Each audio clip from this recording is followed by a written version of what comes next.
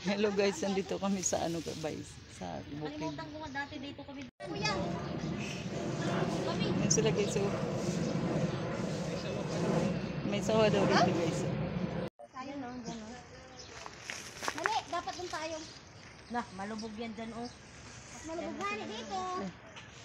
Pauwi natin. Ito guys, so mangunguha kami guys, dahon ng saging. Ayun na guys sila, nauna na.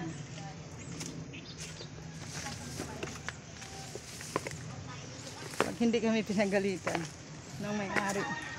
Pero galing talaga kami doon guys, so nanguha kami ng gabi. Ito guys, may mga atis dito guys, oh. Oh. Ito guys, oh. Ito. Ang ganda. Ito guys oh. Ay nako, ang ganda ang ano nito. Sarap siguro matamis. Dili nga niyan daan natin. Uy, makati-ati ami ang kawayan. Hindi naman ang ano ko. Uy, dili ang daan natin oh. Ini oh. Tara. Tara. Ito na, dito daw ng saging. Didunaan, sumunod ka. Ang kati ah. Diyan kayo nagbibideo.